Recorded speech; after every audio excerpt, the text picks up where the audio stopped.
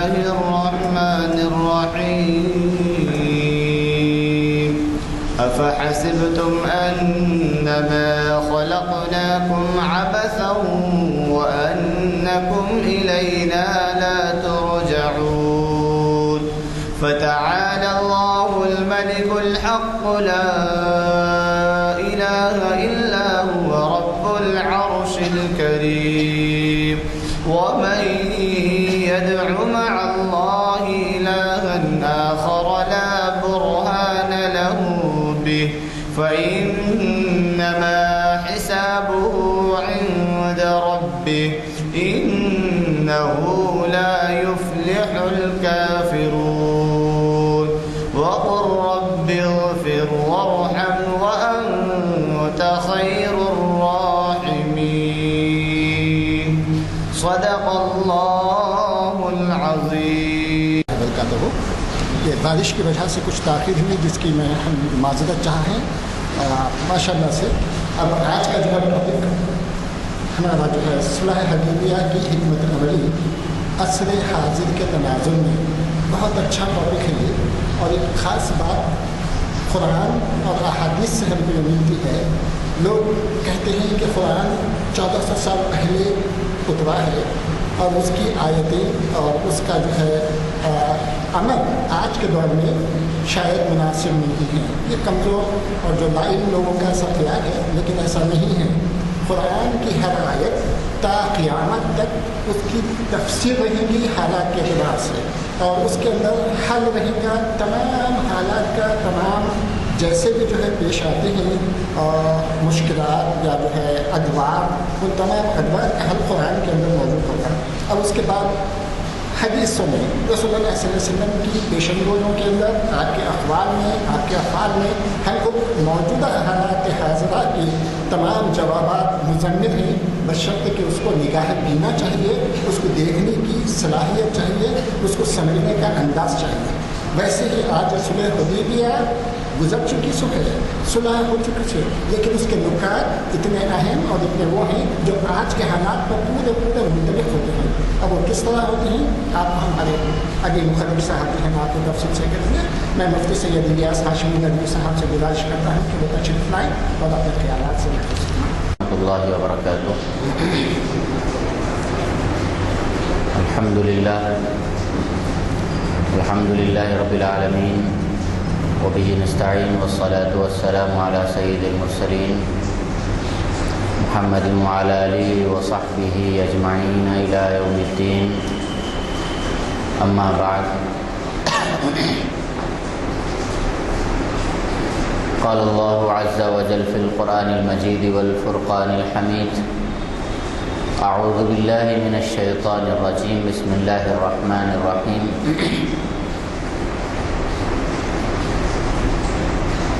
انا فتحنا لك فتحا مبینا صدق اللہ العظیم.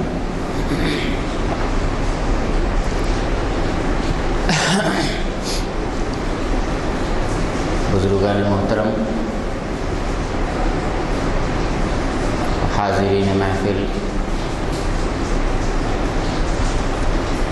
اس وقت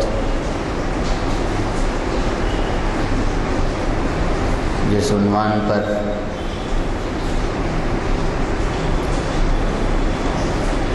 آپ حضرات سے مخاطب ہونے کی سعادت مجھے مل رہی ہے، وہ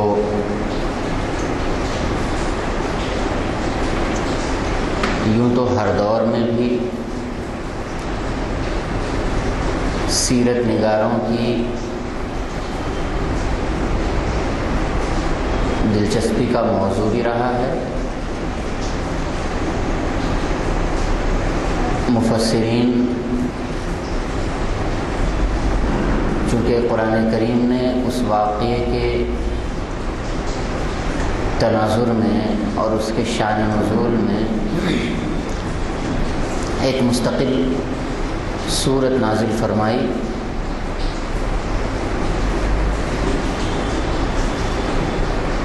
اور حالات حاضرہ کے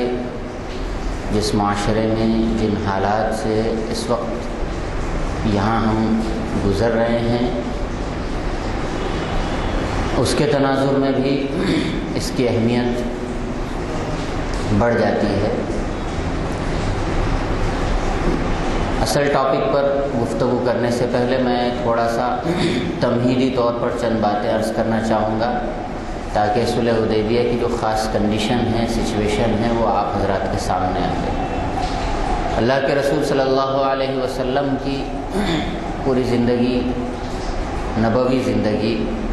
اس کے بنیادی طور پہ دو دور کیے جاتے ہیں، دو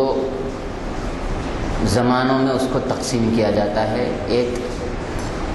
مکی دور ہے، ہجرت سے پہلے کا 13 سال تک کا، جس کے اندر اللہ کے رسول صلی اللہ علیہ وسلم پر اور آپ صلی اللہ علیہ وسلم کے اصحاب پر، صحابہ اکرام پر، اسلام کے نام لیواؤں پر، حتیٰ کہ اسلام کی تائید کرنے والوں پر جو ظلم و ستم کے پہاڑ توڑے گئے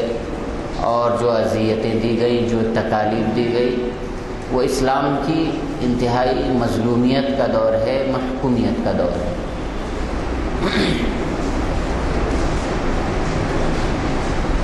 اور اگر دنیا کے کسی خطے کے اندر مسلمان اس طرح کی مظلومیت سے دوچار ہیں کہ جہاں ان کو اسلام کا نام لینا بھی ان کے لیے جرم ہو، اور جہاں اسلام کے احکام پر عمل کرنا تو بہت دور کی بات، اپنے آپ کو مسلمان ظاہر کرنا بھی ان کے لیے اپنی جان کو جوخم میں ڈالنے، اپنے حقوق کو سلب کروا لینے کے مرادف ہو، تو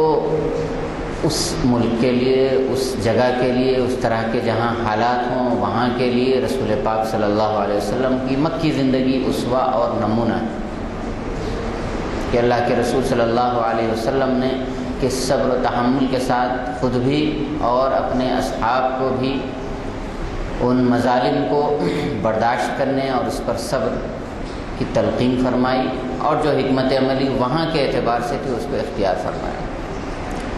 اسلام کا دوسرا دور جو نبی صلی اللہ علیہ وسلم کی ہجرت کے بعد سے شروع ہوتا ہے، مدنی زندگی نبی صلی اللہ علیہ وسلم کی، وہ اسلام کی ایک دوسری تصویر پیش کرتا ہے جہاں اسلام حاکمیت کے دائرے میں آ چکا ہے، جہاں پر اسلام کی حکومت ہے، جہاں اسلام کے قوانین ہیں، جہاں اسلام کا پورا تنظیمی ڈھانچہ ہے، معاشرتی پورا اسٹرکچر ہے اور قوانین سب چیزیں ہیں، تو وہاں پر نبی صلی اللہ علیہ وسلم کا اسوہ اور نمونہ،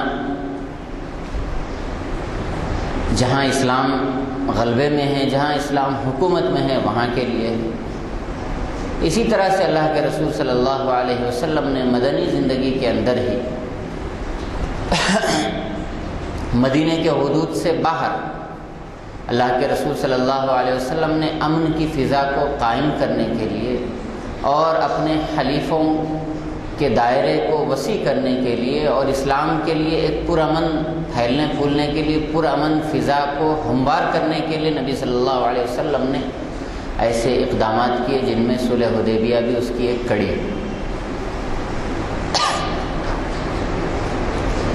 سن 6 ہجری میں نبی صلی اللہ علیہ وسلم ایک خواب دیکھنے کے بعد کہ نبی صلی اللہ علیہ وسلم اپنے اصحاب کے ساتھ میں مسجد حرام میں داخل ہو رہے ہیں اور عمرہ کر رہے ہیں، عمرے کے ارکان ادا کر رہے ہیں، اپنے سروں کو منڈوا رہے ہیں۔ یہ خواب دیکھنے کے بعد اس خواب کی تعبیر میں، اس کی تعمیل میں نبی صلی اللہ علیہ وسلم مکے کی طرف نکل پڑتے ہیں، احرام باندھ کر، احرام کی نیت سے، اور اس کے بعد میں پھر جب مکے کے قریب پہنچتے ہیں، آؤٹ اسکرٹ میں مکے کے گویا کہ، اس لیے کہ قرآن کریم نے اس لفظ کو استعمال فرمایا بِبَطْنِ مکہ تھا، مکہ بالکل قریب تھا، وہاں سے پہنچتے ہیں تو مشرکین مکہ آپ صلی اللہ علیہ وسلم کا راستہ روک لیتے ہیں۔ تقریباً 1400 مسلمان آپ صلی اللہ علیہ وسلم کے ساتھ میں ہوتے ہیں، لیکن مشرکین مکہ اپنے ایک گھوڑ سوار دستے کے ساتھ حضرت خالد ابن ولید جو کہ بعد میں مسلمان ہوئے، ان کی سپہ سالاری میں مسلمانوں کا راستہ روکنے کے لیے ان کو بھیجتے ہیں اور وہ مسلمانوں کو مکے میں داخل ہونے سے روکنے کے لیے ناکہ بندی گویا کہ مکے کی کر دیتے. لیکن نبی صلی اللہ علیہ وسلم کی تقریباً جنگوں کے موقع پر، اسفار کے موقع پر اس طرح کی حکمت عملی ہوتی تھی کہ شمال میں اگر جانا ہوتا تو جنوب کی طرف سے راستہ بنا کے اس کے بعد شمال کی طرف راستہ پکڑتے تھے، یا اگر جنوب میں جانا ہے تو شمال کی طرف سے چلتے ہوئے جنوب کی طرف آتے تھے، تاکہ یعنی یہ سب وہ حکمت عملیاں ہیں یا وہ تدابیر ہیں جو ایک انسانی دائرے میں رہ کر کے کی جا سکتی ہیں اور اس کے اندر کوئی مضائقہ نہیں ہوتا. تو غرض حدیبیہ کے اندر بھی نبی صلی اللہ علیہ وسلم اس طرح سے پہنچتے ہیں اور حدیبیہ کے مقام پر صحابہ اکرام کے ساتھ پڑاؤ ڈال دیتے ہیں، اور اس کے بعد پھر وہاں کے بنو خزاعہ جو قبیلہ ہے اس کے سردار کے ذریعے پیغام بھیجواتے ہیں کہ ہم صرف عمرے کے لیے آئے ہیں، ہم جنگ کے لیے نہیں آئے. اگر جنگ کرنا مقصود ہوتا تو پورا ہتھیار لے کے ہم آتے اور جنگی ساز و سامان کے ساتھ میں آتے، جبکہ ہم نہتے اور صرف اپنا یعنی ضروری سامان لے کر کے آئے ہیں سفر کے لیے جو ضروری ہوتا ہے. جنگ کے ارادے سے ہم بالکل نہیں آئے. جب یہ بات وہاں تک پہنچتی ہے تو مشرکین مکہ کو اور بھی گویا کہ ان کی شرارت آمیز طبیعت کے اندر یہ بات اور وہ ہوتی ہے کہ نہتے مسلمانوں کو یہیں پہ ختم کر دیا جائے تو یہ اور بات ہوگی. لیکن نبی صلی اللہ علیہ وسلم پھر سے اس بات کو مشرکین مکے کے سرداروں کے پاس پہنچانے کے لیے حضرت عثمان غنی رضی اللہ تعالیٰ عنہ کو اپنا قاصد اور سفیر بنا کر بھیجتے ہیں کہ وہ جائیں اور ان کے پاس جا کر کے بات کریں اور پیغام پہنچائیں. حضرت عثمان کے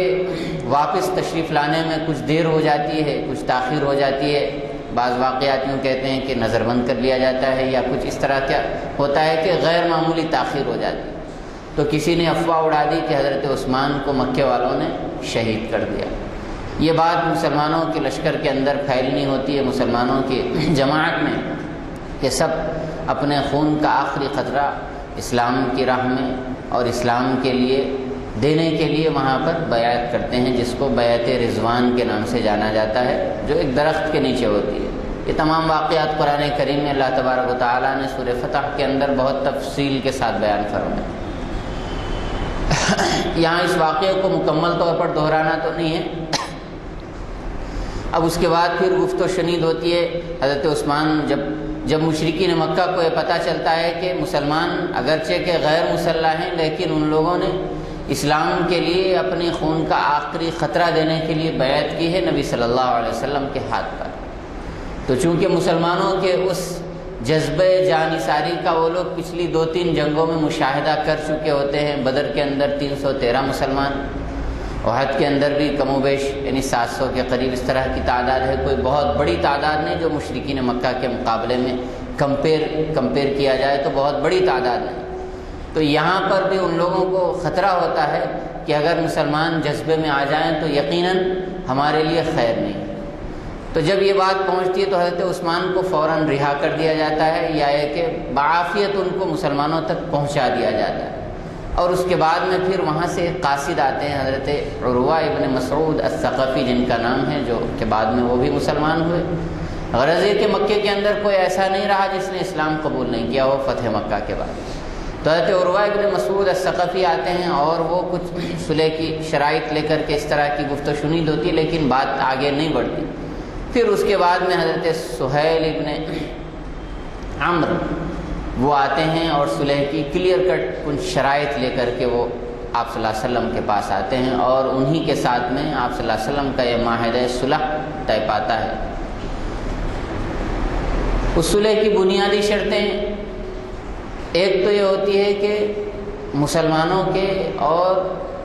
مکے والوں کے درمیان میں جنگ بندی رہے گی، یعنی مکمل طور پر دونوں میں سے کوئی ایک بھی ایک دوسرے کے خلاف ہتھیار اٹھانے کی پہل نہیں کرے گا، نہ تو خود اور نہ ہی ہر ایک کا جو الائنس ہے ان کے خلاف میں. دوسری شرط یہ ہے کہ مسلمان اس سال تو ایسے ہی واپس چلے جائیں گے، یعنی عمرہ کیے بغیر عمرہ نہیں کریں گے اس سال، اور جو اپنے جانور ساتھ میں لائے ہیں ان جانوروں کو بھی مکے کے اندر قربان گاہ تک، مینا تک لے کے نہیں جائیں گے، اس لیے کہ یعنی حج تو چونکہ اس کے بعد میں حج کی فرضیت نازل ہوئی، اور اللہ کے رسول صلی اللہ علیہ وسلم نے سن 10 ہجری میں آپ نے حج فرمایا. حج کے ارکان اور شعائر اس وقت تک نازل نہیں ہوئے تھے، لیکن بہرحال عمرے کا تصور، کعبے کے طواف کا اور قربانی کا، یہ یعنی ان کے پاس بھی ایک مقدس رکن کی حیثیت رکھتا تھا. نبی صلی اللہ علیہ وسلم نے بھی اس چیز کو باقی رکھا تھا. تو بہرحال دوسری شرط یہ تھی کہ مسلمان عمرہ کیے بغیر، مکے میں داخل ہوئے بغیر، اپنے قربانی کے جانوروں کو ذبح کیے بغیر مذبح میں مینا میں وہ ایسے ہی واپس چلے جائیں گے. اور تیسری شرط یہ ہوگی کہ مسلمان اگر کوئی مسلمان اسلام قبول کر کے مکے سے مدینے کو اگر چلا جائے، ہجرت کر جائے اور نبی صلی اللہ علیہ وسلم کے پاس چلا جائے، اور مدینے میں اگر وہاں پر بسنا چاہے، رہنا چاہے، وہاں بھاگ جائے، چلا جائے، تو مسلمانوں کے اوپر لازم ہوگا کہ مسلمان اس کو واپس لوٹا دیں گے. اس کے برخلاف اگر کوئی آدمی مدینے سے مکے کو بھاگ کے آ جائے تو مکے والوں پر لازم نہیں ہوگا کہ وہ اس کو لوٹائیں، واپس کریں. تو بظاہر یہ شرط ایسی تھی کہ بہت سے صحابہ اکرام کو ناگوار گزری کہ یہ کیسے ہو سکتا ہے کہ ایک آدمی اسلام لائے اور مکے والوں کا ظلم و ستم اس کے اوپر ہوتا رہے اور وہ عافیت کی جگہ تلاش کرتے ہوئے مدینے پہنچے، تو کیا پھر ہم دوبارہ ان کو مکے میں واپس کر دیں گے؟ تو اللہ کے رسول صلی اللہ علیہ وسلم نے صبر کی تلقین اس پر فرمائی. اور پھر اس کے بعد اس کا دوسرا جو پہلو تھا اس کے بارے میں فرمایا اللہ کے رسول صلی اللہ علیہ وسلم نے کہ کوئی کافر ہی ہوگا جو مدینہ چھوڑ کے پھر نبی صلی اللہ علیہ وسلم کے قرب و جوار کو اور آپ کی صحبت کو چھوڑ کر کے مکے کو دوبارہ واپس جائے گا. تو ایسا کوئی آدمی اگر جا بھی رہا ہے تو ہم کو اس کی ضرورت بھی نہیں ہے، اس لیے کہ اس زمانے میں ہجرت گویا کہ اسلام کا ایک لازمی جز تھی کہ جو مسلمان ہوتا وہ نبی صلی اللہ علیہ وسلم کی صحبت کی تلاش میں اولین طور پر رہتا. نبی صلی اللہ علیہ وسلم کے پاس ہجرت کر کے پہنچنا گویا کہ اس کے اوپر اولین طور پر لازم ہو جاتا. تو بہرحال یہ 3 شرطیں تھیں. اللہ کے رسول صلی اللہ علیہ وسلم نے ان 3 شرطوں کو قبول فرما لیا. اور جب معاہدہ لکھا جانے لگا تو حضرت علی رضی اللہ تعالیٰ عنہ اس معاہدے کے کاتب ہیں جنہوں نے اس معاہدے کو لکھا. اور جب لکھنا شروع کیا گیا تو اس میں لکھا بسم اللہ الرحمن الرحیم، جیسا کہ ہر تحریر کی ابتدا ہوتی ہے. تو مشرکین مکہ نے اعتراض کیا کہ ہم تو اللہ کو جانتے ہیں، اللہ کا نام جانتے ہیں، یہ رحمان اور رحیم کیا ہے ہم کو نہیں معلوم. اگر یہ جان لیتے تو پھر جھگڑا ہی ختم ہو جاتا. قرآن کریم نے اس کی طرف اشارہ کیا انسجد للرحمن، کیا ہم رحمان کو سجدہ کریں؟ تو اللہ کے رسول صلی اللہ علیہ وسلم نے فرمایا کہ ٹھیک ہے، جس بات پہ دونوں متفق ہیں، یعنی کامن پوائنٹ جو ہے بسمک اللہم، اللہ کے نام سے، بس اللہ کے نام سے لکھیے. اس معاہدے کو شروع کیا گیا بسمک اللہم، اے اللہ تیرے نام سے یہ معاہدہ لکھا جاتا ہے، شروع کیا جاتا ہے. اس لیے کہ اللہ کا تصور مشرکین مکہ کے پاس بھی تھا. مشرک کو مشرک اسی لیے کہا جاتا ہے کہ وہ اللہ کو ماننے کے ساتھ ساتھ اللہ کے علاوہ کو بھی خدائی درجہ دے، خدائی اوصاف کے اندر اس کو شریک کرے، اور یعنی خدا کا تصور، اللہ کا تصور اس کے پاس بدرجہ اتم موجود ہو، لیکن اس کے ساتھ دوسروں کو وہ شریک کرے خدائی صفات میں، خدائی یعنی دیگر چیزوں کے اندر. اسی لیے مشرک کو مشرک اسی لیے کہا جاتا ہے. ورنہ خدا کے انکار کرنے والے کو ملحد کہتے ہیں، ایتھسٹ کہتے ہیں، یعنی خدا کے وجود کا منکر. اور ایسی بہت کم قومیں ہوئی، لوگ ہوئے، یعنی دنیا میں ہر دور میں یعنی شرک کا تناسب زیادہ رہا ہے الحاد کے مقابلے میں. خدا کے انکار کی بہت کم قوموں نے جرأت کی. بہرحال الگ ٹاپک ہے وہ. تو اللہ کے نام سے یہ معاہدہ شروع کیا جاتا ہے. اور اس کے بعد پھر دوسری سطر جب لکھنے میں آئی کہ یہ من محمد بین محمد رسول اللہ صلی اللہ علیہ وسلم و بین سہیل ابن عمرو، یعنی مشرکین مکہ کا جو نمائندہ، مکے والوں کا جو نمائندہ ہے، ان کا نام، آپ صلی اللہ علیہ وسلم کا نام. تو جیسے ہی یہ لکھا جانے لگا کہ محمد رسول اللہ، تو پھر ان لوگوں نے اعتراض کیا کہ اگر آپ کو رسول مان لیں گے تو سارا جھگڑا ہی ختم ہے. جھگڑا تو یہی ہے کہ ہم آپ کی رسالت کا انکار کر رہے ہیں، ہم آپ کو رسول نہیں مانتے، اللہ کا رسول ہم آپ کو نہیں مانتے، اسی لیے سارا جھگڑا ہے، اتنی جنگیں ہیں اور اتنی کشمکش ہے، اور 10 سال کی، بلکہ اس وقت تک تقریباً 20 سال کی گویا کہ کشمکش ہے۔ تو پھر اللہ کے رسول صلی اللہ علیہ وسلم نے فرمایا تو پھر کیا، تو کہا کہ ہم تو آپ کو محمد ابن عبداللہ کے نام سے جانتے ہیں، یعنی عبداللہ کے بیٹے محمد۔ تو اللہ کے رسول صلی اللہ علیہ وسلم نے پھر فرمایا کہ ٹھیک ہے، یہ لوگ جو کہہ رہے ہیں اس کو لکھ دو۔ تو حضرت علی رضی اللہ تعالیٰ عنہ نے کہا کہ میری ایمانی غیرت گوارا نہیں کر رہی کہ میں آپ کا نام لکھا ہوا رسول اللہ وہاں سے مٹا دوں۔ میں انہوں نے اصرار کیا کہ اللہ کے رسول صلی اللہ علیہ وسلم، میری غیرت گوارا ہی نہیں کر رہی کہ میں آپ کے نام سے رسول اللہ کے تحریر کو مٹا دوں میں۔ تو اللہ کے رسول صلی اللہ علیہ وسلم نے ان سے پوچھا کہ ٹھیک ہے چلو تم نہیں مٹا سکتے تو میں خود اپنے ہاتھ سے مٹا دوں گا، بتاؤ میرا نام کہاں لکھا ہوا ہے اس میں۔ یعنی آپ صلی اللہ علیہ وسلم چونکہ امی تھے، یعنی حروف شناسی سے بالکل ہی ناواقف تھے، یہاں تک کہ آپ صلی اللہ علیہ وسلم کو آپ کا نام نامی کس طرح سے لکھا جاتا ہے وہ تک بھی آپ کو اس کی شناخت نہیں ہوتی۔ تو بہرحال آپ صلی اللہ علیہ وسلم نے اپنے دست مبارک سے اس یعنی رسول اللہ کا جو لفظ ہے اس کو مٹایا۔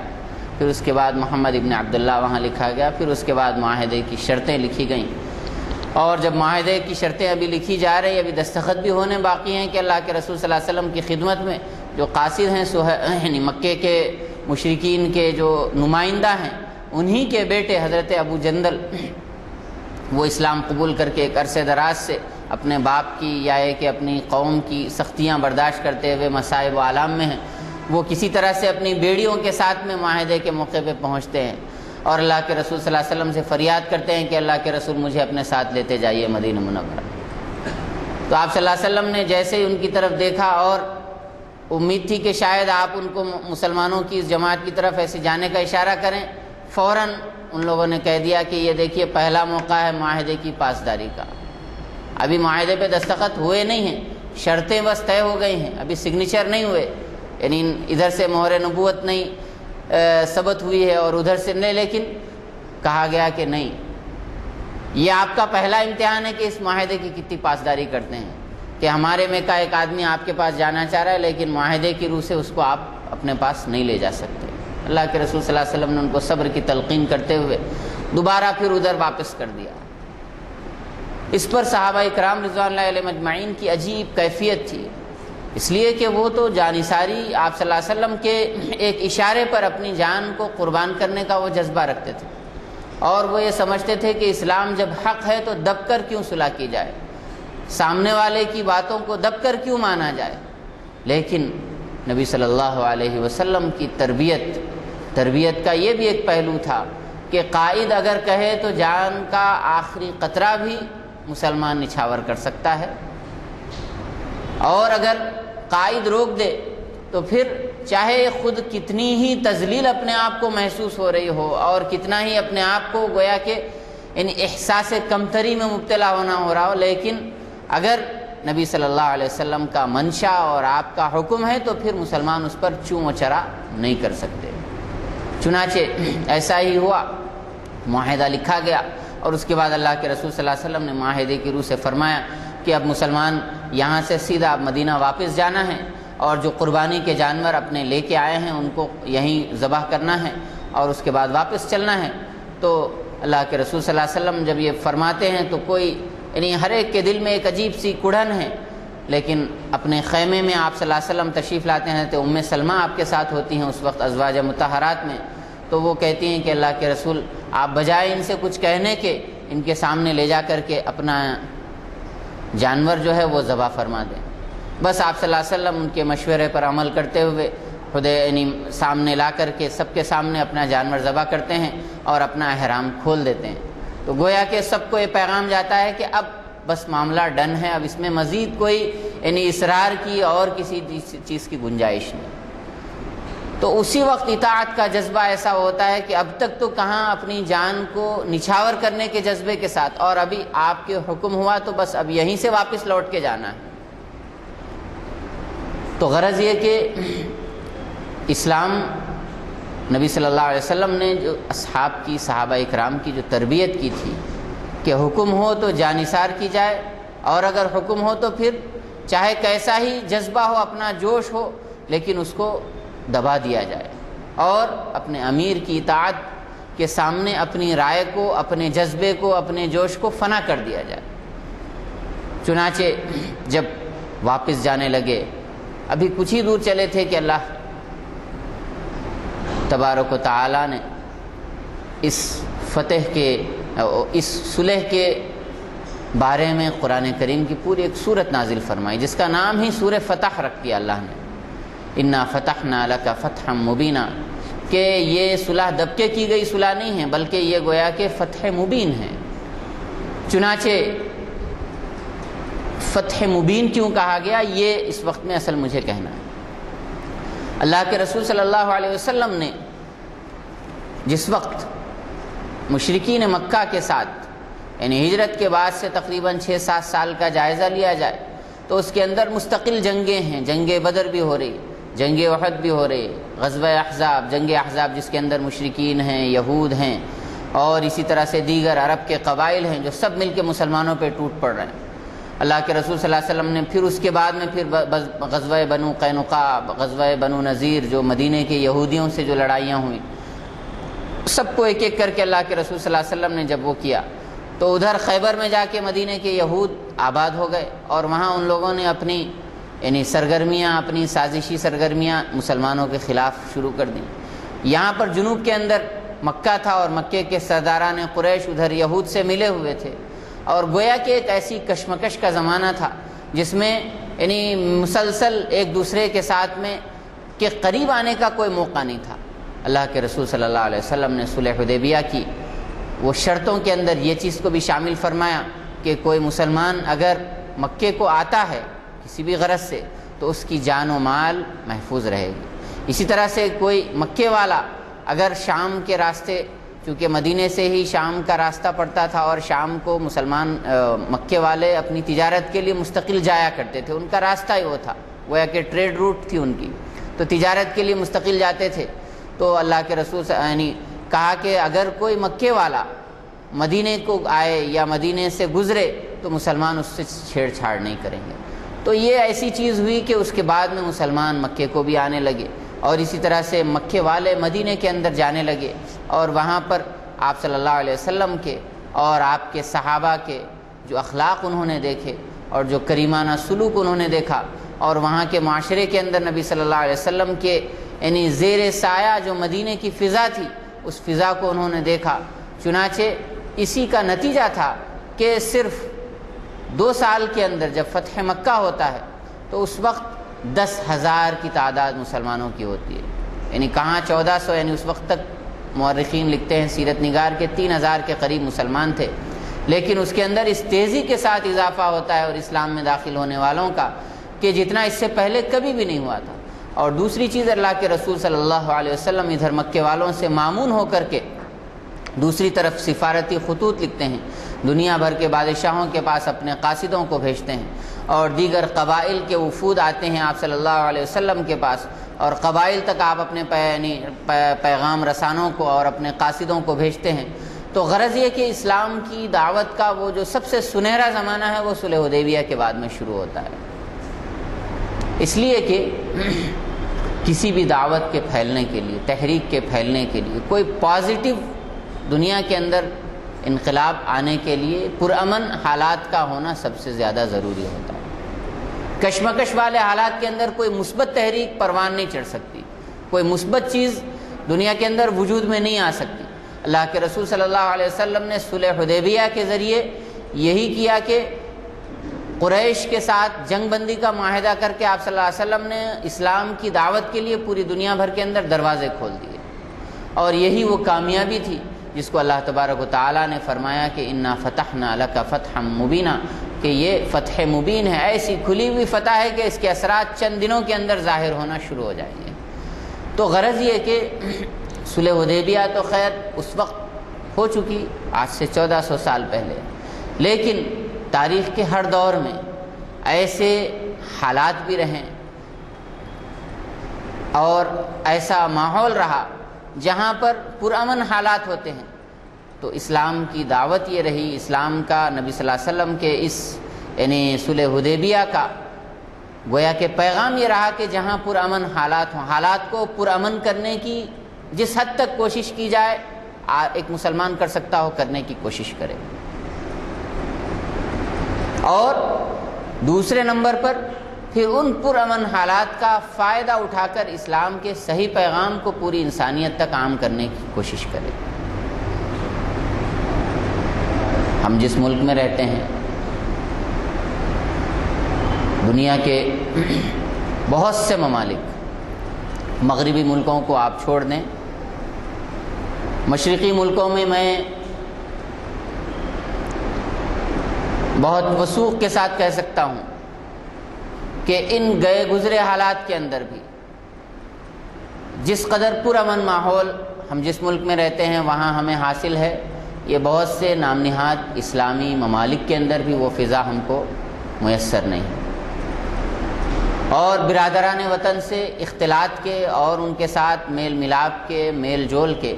جتنے زیادہ مواقع ہندوستانی مسلمانوں کو حاصل ہیں وہ کسی دوسروں کو اتنے بہتر طور پر میسر نہیں۔ تو یہ مسلمان ہونے کے ناطے، اسلام کا نام لیوا ہونے کے ناطے یہ ایسا دعوتی تقاضا ہے کہ ان پرامن حالات کا آدمی فائدہ اٹھائے، اور فائدہ اٹھا کر اس کو دعوت و تبلیغ کے لیے، اسلام کی آفاقیت کو، اسلام کے پیغام کو لوگوں تک پہنچانے کے لیے اس کو استعمال کرے، قبل اس کے کہ حالات اتنے کشیدہ ہوں کہ جیسے آپس میں ایک دوسرے سے ٹکراؤ کے۔ اس سے پہلے یہ بحیثیت امت ہونے کے، امت مسلمہ ہونے کے، ہمارا یہ فریضہ ہے کہ ہم اسلام کے اچھے پہلو کو اور اسلام کی بہتر معاشرت کو، اسلام کے اچھے اخلاق کو، اسلام کے آفاقی پیغام کو جس معاشرے کے اندر، جس سوسائٹی کے اندر، جس ملک کے اندر ہم رہتے ہیں وہاں اس کو پہنچانے کی کوشش کریں۔ اور یہ ہماری ایسی دعوتی ذمہ داری ہے کہ جس کا ہم کو ان پرامن حالات میں فائدہ اٹھانا ہے، قبل اس کے کہ حالات بہت کشیدہ ہوں۔ ان گئے گزرے حالات میں بھی اس کی بہرحال ابھی بھی گنجائش ہے۔ اور اسی کے ساتھ ساتھ میں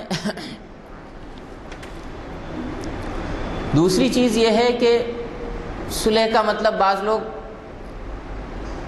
بالکل کچھ اور لیتے ہیں، جیسے کہ اللہ کے رسول صلی اللہ علیہ وسلم نے صلح فرمائی، ان چیزوں پر کمپرومائز فرمایا جو دین کی مبادیات سے تعلق نہ رکھتے ہوں، لیکن ان چیزوں سے کوئی آپ نے کمپرومائز نہیں فرمایا جس کو مداہنت کہا جائے۔ بھئی بجائے وہ اللہ کے نام کے علاوہ اپنے کسی بت کے نام سے لکھوائیں معاہدے کو، تو یقیناً اللہ کے رسول صلی اللہ علیہ وسلم کے لیے اس کو ماننے کا کوئی سوال ہی پیدا نہیں ہوتا۔ جو چیز دونوں کمیونٹیز کے درمیان میں اشتراک رکھتی ہے اس کے اوپر جوڑ کر کے مثبت بات چیت کرنے کی اور ڈائلاگ کی، یا کہ یعنی گفت و شنید کی اور آپس میں ایک دوسرے سے انٹریکٹ کرنے کی شکلیں نکالی جائیں، یہ صلح حدیبیہ اور اس کی شقوں اور جو کچھ اس کا ماحصل ہے وہ ہمارے لیے اس میں یہ درس ہے اور رہنمائی ہے کہ بجائے یعنی صلح کا بعض لوگ جس طرح سے دوسرا مطلب لیتے ہیں کہ بالکل اپنے شعائر سے، اپنے دینی شعائر سے دستبردار ہویا جائے، جس طرح سے حالات چل رہے ہیں اس طرح سے دب جانے کا نام ہی صلح سمجھتے ہیں۔ یہ چیز بھی بالکل نہیں ہے، اس کو سمجھنے کی ضرورت ہے، اس لیے کہ بہرحال حالات کتنے ہی سنگین ہوں لیکن ایک مسلمان کے لیے اس کا دین، اس کا ایمان، اس کا عقیدہ توحید اس کے لیے اس کی جان سے، مال سے، ہر چیز سے بڑھ کر کے، اس کے اوپر کوئی کمپرومائز یا اس کے اوپر کوئی مداہنت نہیں کی جا سکتی کہ آدمی صلح کے نام پر یعنی ایسے افعال کو بھی، ایسی چیزوں کو بھی انجام دینے لگے جو اس کو شرک کے دائرے میں پہنچا دے، یا قومی یکجہتی کے نام پر آدمی غیروں کی تہواروں تک چلا جائے، یا کہ ان کی عبادات یا ان کی خالص مذہبی رسومات کو تک انجام دینے لگے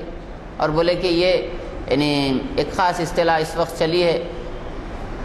پیسفل کو ایگزسٹنس، اس کی بھی لمٹس ہیں، اس کی بھی حدود ہیں کہ آدمی کن چیزوں کے اندر دوسری کمیونٹیز کے ساتھ میں اشتراک کر سکتا ہے، ایک مسلمان اس کو کہاں تک اسلام اس کی اجازت دیتا ہے، اور کیا وہ حدود ہیں جن کے اندر ایک مسلمان کو بحیثیت ایک مسلمان کے اپنے عقیدے کا تحفظ کرتے ہوئے رہنا ہے۔ تو غرض یہ کہ صلح حدیبیہ نے مسلمانوں کے لیے وہ مواقع فراہم کرے کہ وہ مسلمان غیروں کو اپنی کمیونٹی کے اندر آنے دیں، اور اسی طرح سے غیروں تک وہ پہنچ کر کے اپنے پیغام کو پہنچانے کی کوشش کریں، اپنے یعنی مذہب پر تسلط کے ساتھ، اپنے دین کے تحفظ کے ساتھ، تمام شعائر کی پابندی کے ساتھ، اپنے دین سے کسی مداہنت کے بغیر۔ یہ صلح حدیبیہ کا پیغام ہے، اور اللہ تبارک و تعالی مجھے اور آپ کو سب کو جس معاشرے کے اندر ہم رہتے ہیں، جس سوسائٹی میں ہم رہتے ہیں، جن کمیونٹیز میں ہم رہتے ہیں، جہاں بہت سے وہ لوگ ہیں جو اسلام کو ابھی تک صحیح طور پر اسلام سے واقف نہیں ہیں، یعنی اسلام کا مطلب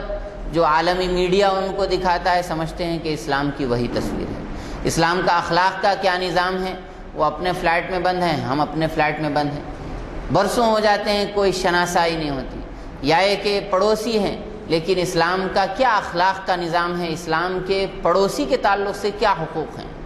کہ پڑوسی کس طرح سے ہو، یعنی پڑوسی کے کیا حقوق ہیں اور اس کی کیا کیٹیگریز ہیں، اسلام اس کے بارے میں کیا احکام دیتا ہے؟ ہم باوجود ہے کہ کوئی پڑوسی رہتا ہے، یعنی اسلام نے اس کی تخصیص نہیں کی ہے کہ آپ کا پڑوسی مسلمان ہے یا غیر مسلم۔ اسلام نے پڑوس کو پڑوس کی حیثیت سے دیکھا ہے۔ ایک حدیث ہے تفصیلی، کتنا وقت اور باقی ہے، کہ پڑوس 3 قسم کے ہوتے ہیں۔ ایک وہ جس کے 3 حق ہیں، یعنی وہ پڑوسی جو آپ کا قرابت دار بھی ہو، رشتہ دار بھی ہو، پھر مسلمان بھی ہو اور پڑوس میں بھی رہتا ہو، تو رشتہ داری کا بھی حق ہے اس کے مسلمان ہونے کا بھی حق ہے، اور اس کے پڑوس میں ہونے کا بھی۔ پھر فرمایا کہ ایک وہ پڑوسی ہے جس کے 2 حق ہوتے ہیں کہ مسلمان بھی ہو اور پڑوس میں بھی ہو، تو بحیثیت مسلمان کے جو حقوق ہیں وہ بھی، اور بحیثیت پڑوس میں رہنے کے۔ ایک تیسرا وہ پڑوسی ہے جس کا کم از کم ایک حق ہے، جس کو کہ تسلیم کیا ہے اسلام نے، وہ یہ ہے کہ وہ آپ کا پڑوسی ہے، قطع نظر اس کے کہ وہ آپ کا رشتہ دار بھی نہیں ہے، آپ کا ہم مذہب بھی نہیں ہے، وہ